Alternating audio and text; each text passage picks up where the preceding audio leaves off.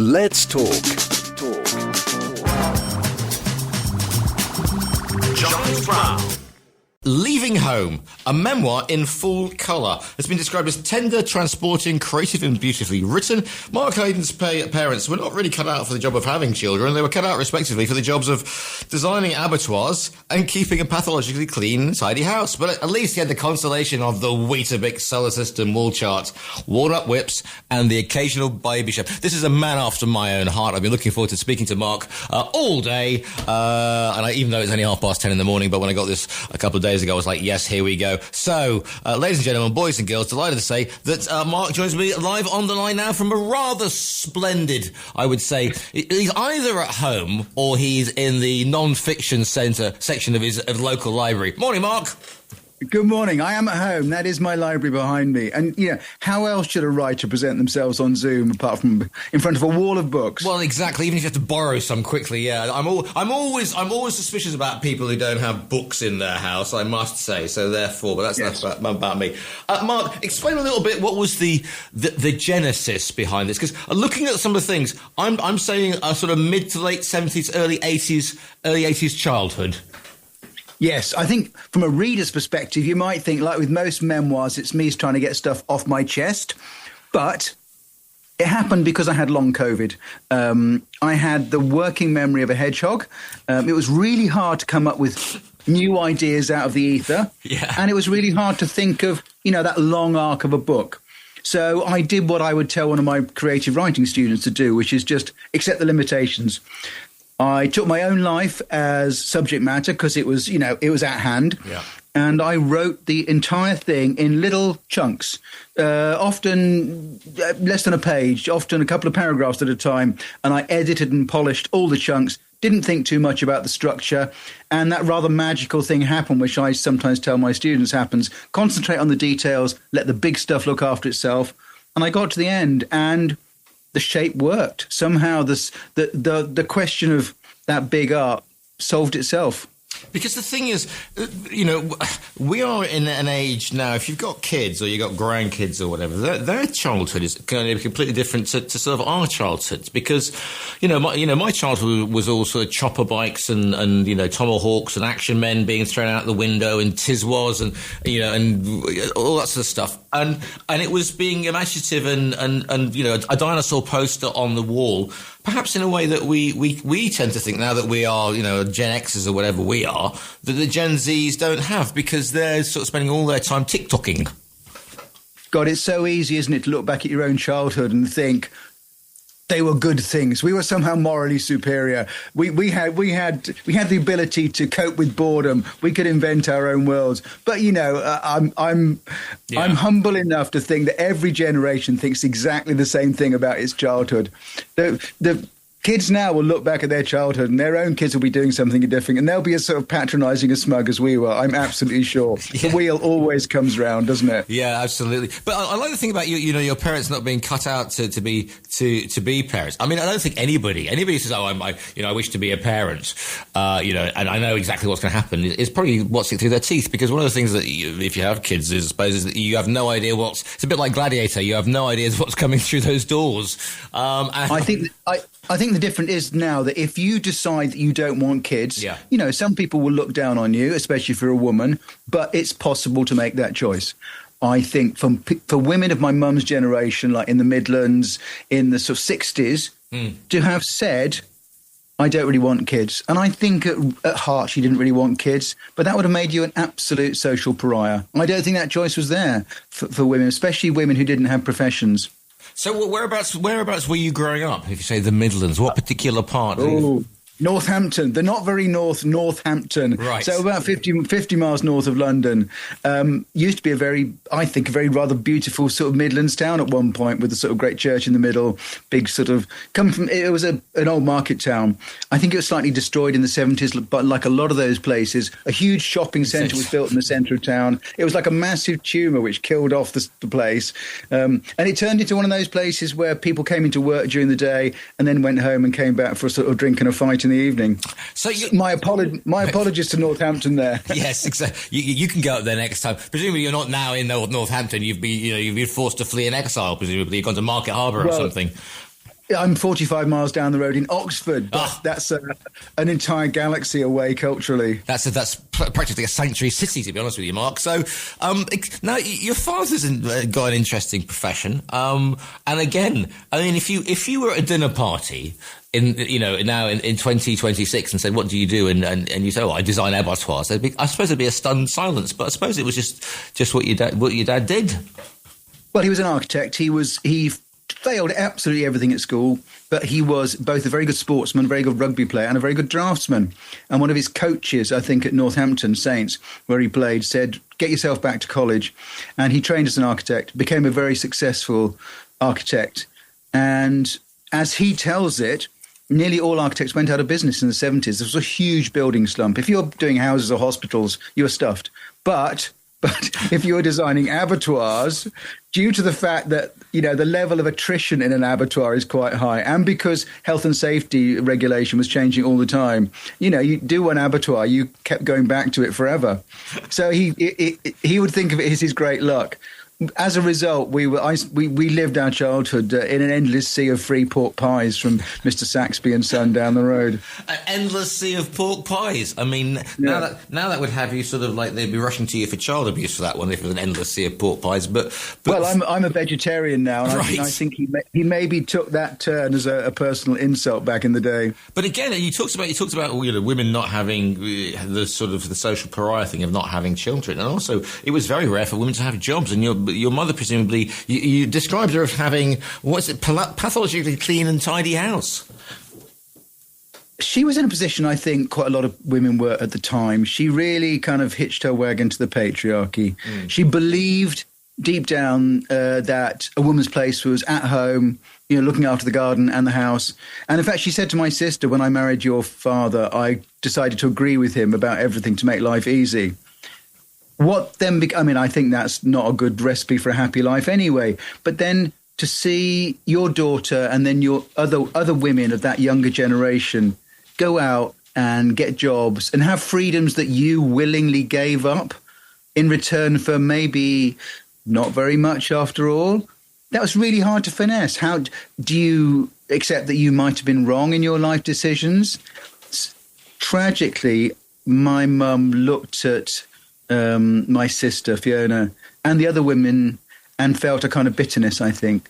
She would often say that unemployment was caused by women going out to work. So she resented a whole generation of younger women.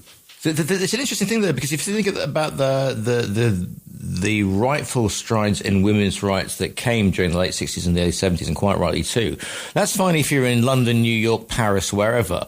But if you're, I'm from Stafford, Stoke-on-Trent area, and you're from Northampton. So these are not cultural touch papers of what's going on in the late 60s, mid 70s. So therefore, whilst there may have been great strides in women's rights, in suburban stroke rural England, Scotland, Wales, whatever, that wasn't a thing. It wasn't, it was still Pebble Mill at 1 and Rotary Clay. So you're laughing at that because that was lunchtime. Pebble Mill at 1, coffee mornings. If you remember, that's when the women would meet because the men were working. And something, I don't know, like In a Wheel from Rotary or something like that. Well, that's the other change, of course. For my parents, they knew almost everyone who's everyone in their social circles in Northampton. And what changed with the next generation wasn't just that women had more freedom, and all the kids had more freedoms. But if you didn't like being in Stafford or Northampton, you just went somewhere else, didn't you? You went to London, you went to Glasgow, you went to New York if you possibly could. And you could choose the culture that you lived in. Yeah. Yeah. I mean, I'm just remembering. I went back with my dad to Stafford. Oh gosh, probably about 25 years ago, and there were still sort of the small shops because there isn't a big shopping centre in Middle Stafford yet, and these were guys that my father had been to school with, and they had never left. Their parents had this business, their grandparents had this business, and they had never left. And what struck me was the fact that my dad had left. And gone to London or wherever to make to further his career. But a lot of them, they said that there was something, but there was also something vaguely comforting of coming from a small town and everybody knowing everybody, which perhaps in a way, and I'm not going to look at back with rose tinted binoculars, but that had been that sort of unchanging pace of market town sort of county life? Well, one of the themes of the book, in fact, and it's heavily illustrated to illustrate precisely this point, is that I do feel an odd nostalgia, if that's the right word, for a time when actually I was profoundly unhappy and anxious as a child. At the time, if I'd been given a choice to escape somewhere, if I knew escape was possible, I'd have taken it. But now when I look at pictures of that, I look at cars from that era, when I look at tins of Watney's Party 7, when I look at TV indents, if I looked at, the TV indent for Pebble Mill at 1, for example, or I would feel a sort of longing from some remembered comfort, even though that comfort didn't exist. It's strange. I think it's probably true for most generations, but I think it's particularly true for our generation. So why is the Weetabix solar system wall chart, if you like, a touchstone, a psychic anchor for you in this book? Well,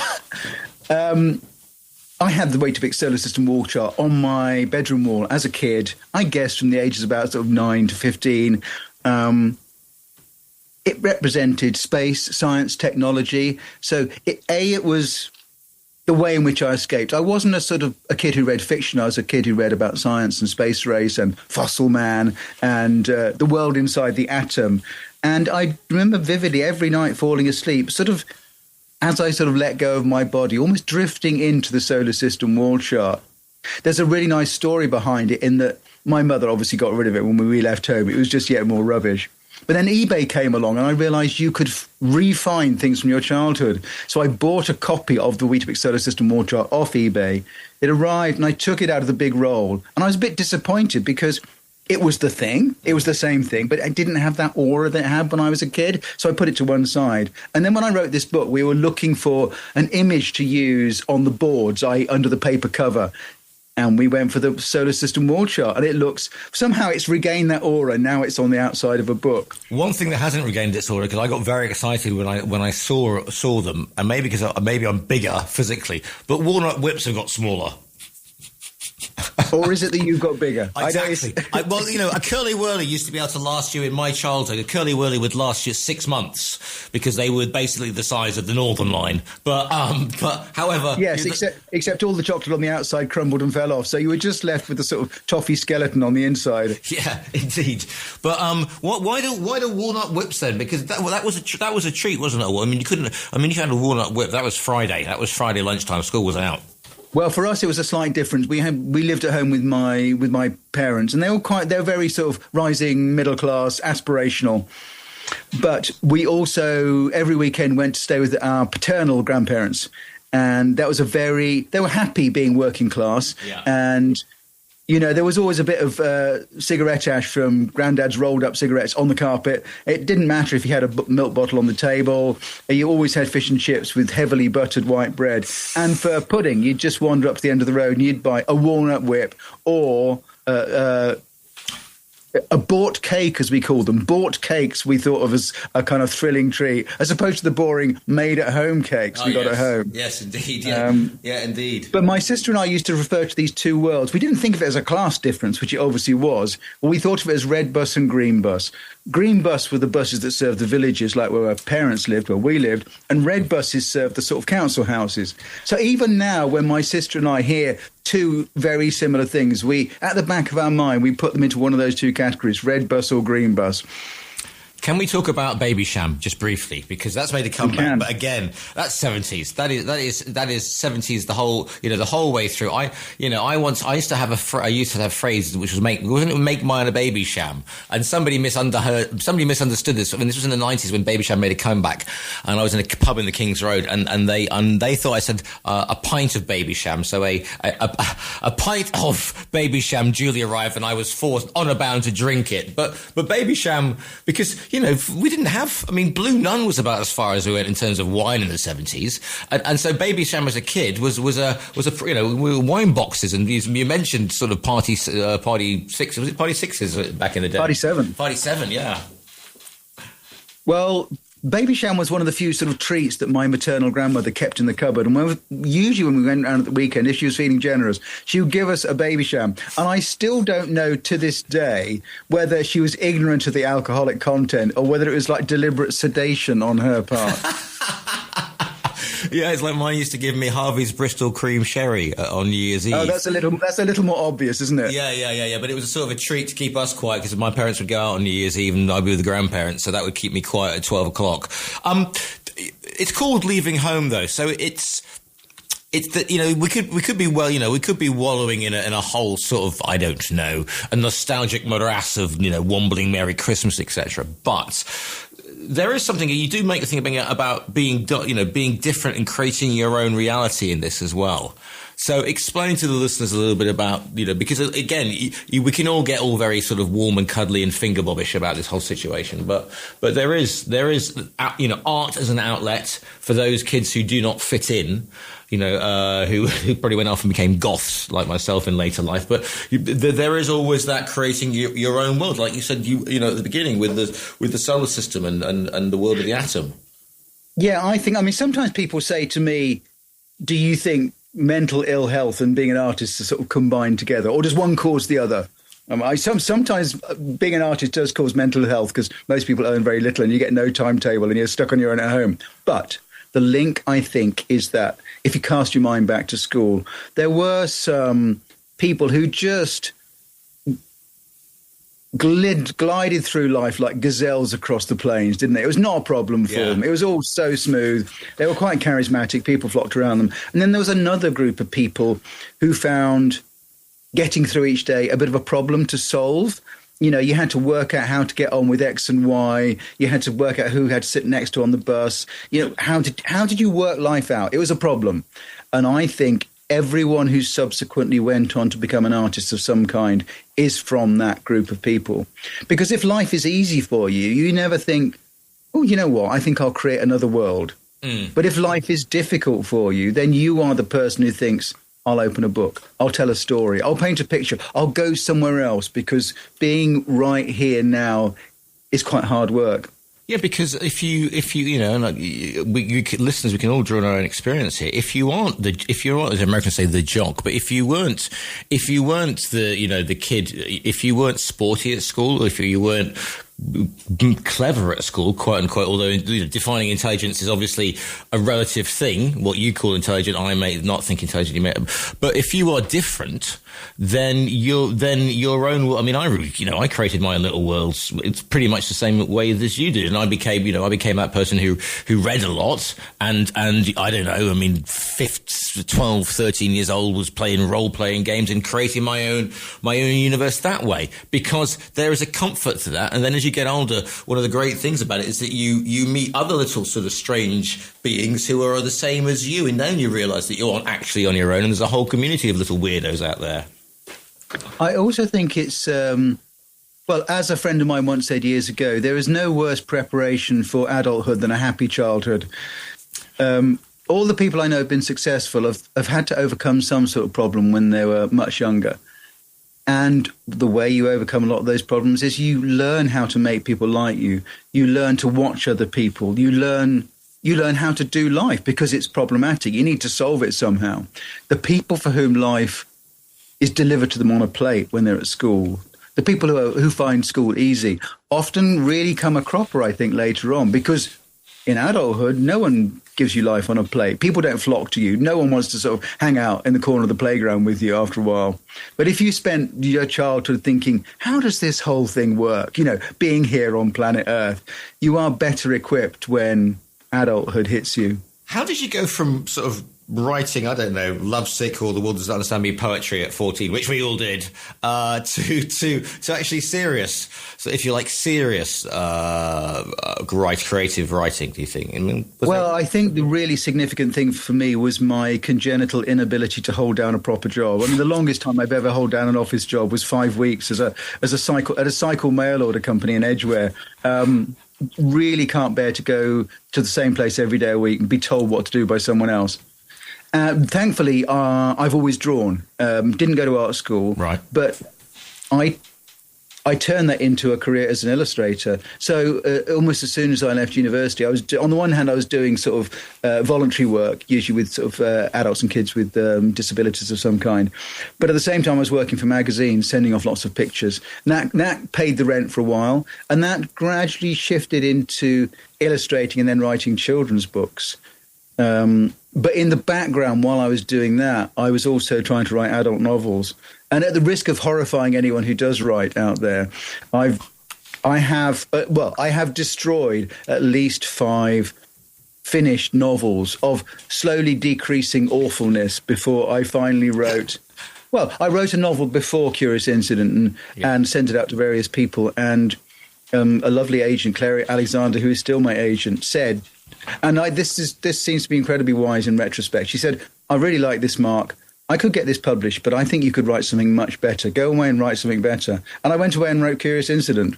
Yeah, and the thing about that is the fact that that's a book that I have on my bookshelf. Just thinking, blue cover, light blue cover, turquoise cover. And it's unlike anything I had ever read before. And it stuck with me. No, I probably wouldn't be able to tell you the whole synopsis now because it's been a while since I read it, Mark. But the style was just different. And I thought that's a really, that's interesting. That's not somebody who has, let me phrase this correctly because I'm really good at saying the wrong thing. The way that it structures and the way that it talks to you as a reader is perhaps different from A to B to C. And it still sticks with me. And I still look at it and go on the bookshelf and go, yeah, when I see it. Well, it all started with a voice. I wanted a very peculiar, flat voice. Mostly because I wanted a voice that would not find the image of a dog with a fork through it on a lawn funny, which would in turn sort of challenge the reader to find it even funnier, make the reader feel a bit uneasy. Is this funny? Is it terrible? And I really got into that voice. It's quite a peculiar voice. It's very stripped down. It's very lean, very unreliable narrator who tells you very little about what's going on, just the bare bones. And I realized, looking back, I think one of the reasons why a good number of people took that novel to heart was when you read it, you have to fill in the gaps yourself. So when a reader gets to the end and says, I really enjoyed that, 80% of what they enjoy was their own imagination. As an example, if I'm ever talking, particularly to younger readers about that book, I'll say, what does Christopher look like? They all have very strong opinions. There's not a single detail about what Christopher looks like in the book. It's written in his voice. Yeah. He's not someone who thinks about what he looks like. He doesn't look in the mirror. We don't know whether he's fat, skinny, tall, short, whatever.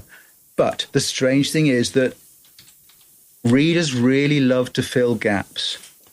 And if you're good at just making them feel confident and leaving them a gap to fill, they fill it. And they enjoy that experience of being encouraged to imagine. How do you, because it would be very easy, people say, by the author of, if you call it, by the author of, Curious Incidents, et cetera, et cetera. This is a completely different book because it's a completely different style. So what are you hoping that people are going to take from this and going to learn from this, Mark? Over the years, I've learned to accept that you don't hope for anything specific from a book. What you do is for me, it's like being inside the Punch and Judy show on the beach. The really important thing is people out there laughing, crying, enjoying whatever. But inside the tent, in the dark and the sort of sweat and the heat, you have this weird little internal logic. When you move this stick, when you move this stick, which funny voice you put on. And being inside a book is like that. I try to make it work as well as I can. But I know that a measure of whether it'll work is whether 2, 3, 4, 100 people read the same passage and have completely different reactions. I always really like it when 2 people will say of the same passage, one, I cried, and the other person, I laughed. And that feels exactly right to me. And that's partly me putting it out there and saying, you react as you want. It's up to you. And that's the thing about art. I mean, I'm not going to get all deep and meaningless, but that's the thing about art. You put it out there, but it's the reaction that other people have from it, which is the mark of it having an impact, rather than going meh. It's I laughed, I cried. It made me want to tear my shirt off and run into the Mediterranean. It may not be the reaction you were thinking of, but it's a byproduct of it. Yeah, well, in fact, just to be deep and meaningful for a second, John Keats, the poet, said, "We hate poetry that has a palpable design on us." And he's absolutely right about poetry, about prose, on anything. If we sniff out the fact that the author wants us to feel this or that way, or think this or that, a bit of us sort of backs off and says, "No, thank you. I will make up my own mind if you don't mind." So I always try to write with no palpable design. Entertain the reader, let them make up their own mind, and then step away. This book is called Leaving Home. It's by Mark Haddon, who is speaking today. Mark, presumably people can find you quite easily on social medias or websites if they want to track you down and say nice things to you and say, well, why didn't you have the Sunday Times dinosaur chart on the wall? I mean, what, you know. I'm on Instagram. I'm on a rather lovely corner of Instagram, which is not all about food and gym selfies, but it's mostly about art and photographs and writing. And it's a glorious place. Completely unlike that other platform, which will not be named. Yes, indeed. Burn it, indeed. Well, I shall go forth and sally forth and find that rather lovely, that sacred space that isn't for the gym selfies. This book is called Leaving Home, a memoir in full colour. It's by Mark Haddon. Mark, it's been an absolute pleasure to speak to you today. Thank you very much indeed.